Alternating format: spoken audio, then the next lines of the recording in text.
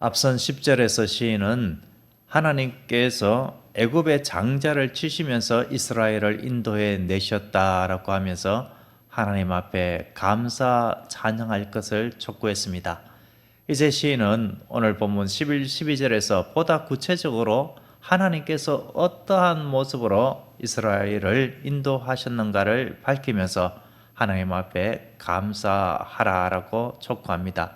우리로 하여금 왜 하나님 앞에 감사해야 하는가를 밝히고 있는 것이죠. 먼저 11절입니다. 이스라엘을 그들 중에서 인도하여 내신 이에게 감사하라라고 했습니다. 여기서 그들 중에서 인도하여 내셨다라는 표현은 두 가지로 이해할 수가 있습니다. 하나는 하나님께서 이스라엘을 애굽 가운데서 분리하여서 인도해 내셨다라는 뜻입니다. 애굽 거민들 그 땅에 함께 살았던 것이 아닙니까? 그런데 하나님께서 그들을 홀로 분리해서 주님께서 인도해 내셨다라는 것이 그들 중에서라는 의미고, 하나는 하나님께서 이스라엘을 인도하시되 몰래 도망쳐 나오거나 그렇게 어떠한 받을 것이 하나도 없이 아무것도 없는 가운데서 인도해 내었다라는 것이 아니라 당당하게 애굽 사람들로 하여금 은금, 폐물, 의복까지 취하도록 하면서 하나님께서 인도해 내셨다라는 것입니다. 하나님께서 보라, 나의 능력을 보라, 이러한 것을 말씀하듯이 떳떳하게 인도해 내셨다라는 말씀입니다. 이 모든 일은 이스라엘의 힘이 아니라 전적인 하나님의 능력이었었습니다. 하나님께서 인도하셨다, 이것을 분명히 밝히고 있습니다. 이스라엘의 힘이 아니라 하나님의 권능의 손이었습니다. 그래서 출애굽은 하나님께서 그들을 구출시켜 주신 사건이었죠. 탈출이 아니라 하나님으로부터 오는 구출이었던 것입니다. 시인은 이 모습을 생각하면서 아브라함에게 주신 언약이 떠올랐을 것입니다. 창세기 15장 13에서 14절이죠. 내 자손이 이방에서 객이 되어 그들을 섬기겠고 그들은 400년 동안 내 자손을 괴롭히리니 그들이 섬기는 나라를 내가 징벌할지며 그 후에 내 자손이 큰 재물을 이끌고 나오리라. 이 말씀대로 하나님께서 은금, 폐물 모든 것들을 취하도록 하면서 나오게 한 것이 아닙니까? 그것은 하나님께서 지시하신 성막의 재료가 되었고 이스라엘 백성들이 광야 생활할 때에 도움이 되었을 것입니다.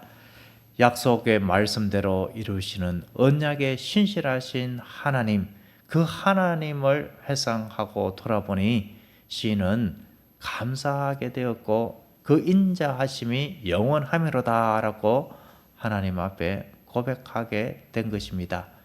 이제 시인은 12절에서 다시 이렇게 하나님의 인도하심을 구체적으로 표현합니다. 강한 손과 펴신 팔로라고 했습니다. 하나님은 눈에 보이지 아니하시는 하나님이십니다. 영이십니다. 그렇지만 시인은 하나님의 인도하심을 보다 생생하게 그림으로 그리듯이 이해시키기 위하여서 우리 사람의 행동, 모습으로 표현했습니다. 이런 것을 신인 동형 동성론적 표현, 이렇게 말하기도 합니다. 여기서 강한 손, 펴신 팔이라고 했는데 손과 팔은 하나님의 능력, 권능, 힘, 이러한 상징적인 의미가 있습니다. 그런데 단순한 능력이 아니라 여기서 손이라든지 또 표신이라는 이러한 의미, 강한이라는 단어 속에 담겨 있는 의미를 보면은 강한이라는 단어는 혹독하다, 맹렬하다라는 뜻이 있습니다. 그리고 펴다라는 이 뜻을 통하여서도 하나님께서 강하고 크신 능력으로 이스라엘을 인도해 내셨을 뿐만 아니라 애굽에 대해서는 아주 혹독하고 맹렬한 심판을 부으시면서 인도해 내셨다라는 것입니다. 여기서 표심팔, 이러한 것은 하나님의 크시고 강한 능력인데 적을 대적하고 제압하는 능력입니다. 애굽을 하나님께서 철저하게 제압하시고 하나님의 백성 이스라엘은 은혜로 구출시켜 주셨다라는 말씀입니다. 사랑하는 성도 여러분, 우리에게도 하나님의 이러한 은총이 이미 임했죠. 하나님께서 죄와 사망에서 우리를 분리하여서 우리를 당당히 하나님의 자녀의 그 신분을 회복시켜 주었습니다. 우리가 원래 죄와 사망의 종이 아니었고 하나님의 택한 백성으로 생명책에 기록되어 있었던 것이죠. 그러하므로 우리 주님께서 예수 그리스도의 십자가의 보혈로 당당히 사탄 마귀를 깨뜨리시고 그 죄와 사망의 늪에서 우리를 빠져나오게 해 주신 것입니다. 12절 원문을 직역하면은 이렇습니다. 강한 손과 펴신 팔로, 왜냐하면 그분의 인자가 영원까지기 때문이다. 여러분 어떻습니까? 12절 번역하였던 이 성서 번역자들의 표현도 은혜스럽지만 원문에는 감사하라 이러한 단어는 없습니다. 강한 손과 펴신 팔로 이렇게만 되어 있습니다.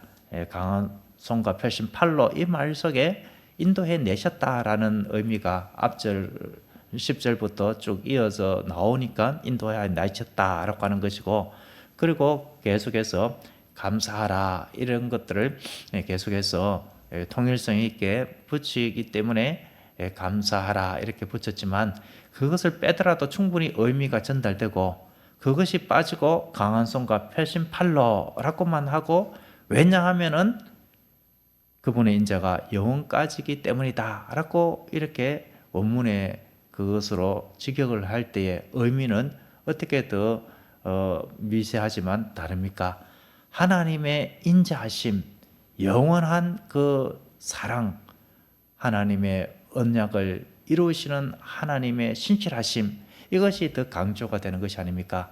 하나님께서 이스라엘을 인도한 것은 하나님께서 아브라함과 맺으신 그 언약 때문이다. 그런데 약속했다고 사람들은 다 지킵니까?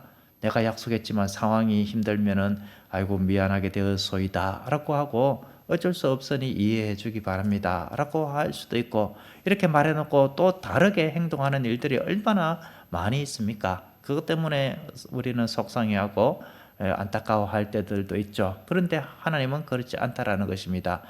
모든 상황과 환경을 주관하시는 전능하신 하나님이시고, 또 인자하신 하나님, 사랑이 충만하신 하나님, 약속을 반드시 이루시는 하나님이시기 때문에 그 인자하심, 영원한 인자하심으로 인하여서 강한 손과 펴신 팔로 인도해 내셨다라는 것입니다.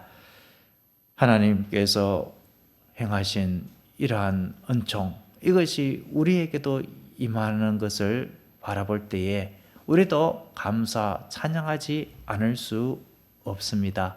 우리를 올가매는 애굽이 있을 수 있습니다. 우리를 두렵게 하고 염려 근심하게 하고 우리를 넘어뜨리려고 하는 애굽이 우리 앞에 있을 수 있지만, 그러나 하나님은 그 인자하심으로 인하여서 내가 너희들과 항상 세상 끝날까지 함께하겠다, 이 약속의 말씀으로 인하여서 능히 우리를 힘들게 하는 애굽을 제압하신다라는 말씀입니다. 그러니 우리는 감사 찬양하지 아니할 수가 없고, 오늘 우리는 이 본문 말씀을 통하여서 이렇게 고백할 수 있습니다. 주님의 강한 손이 나를 붙드신다. 주님은 선한 길로 나를 인도하신다. 이 믿음으로 주님을 의지할 때에 우리 삶에도 하나님의 강한 손과 펴신 팔의 능력이 나타나게 될 줄로 믿습니다. 그리하여 우리도 시인처럼 주님의 인자심을 찬양하고 감사하며 주님 앞에 영광 돌리게 되는 줄로 믿습니다. 기도하겠습니다. 인자하심이 영원하신 하나님 아버지, 우리를 죄와 사망 가운데서 인도하여 내신 은혜에 감사드립니다. 우리의 힘이 아니라 주님의 강한 손과 펴신 팔로 여기까지 오게 하셨음을 고백합니다. 오늘도 두려움과 염려의 애굽 앞에서 주님을 더욱 의지하게 하옵소서. 주님께서 인도하시는 길이 선한 길임을 믿고 순종하게 하옵소서. 우리의 삶을 붙드시는 주님의 인자하심을 찬양하며 예수님의 이름으로 기도드립니다. 아멘.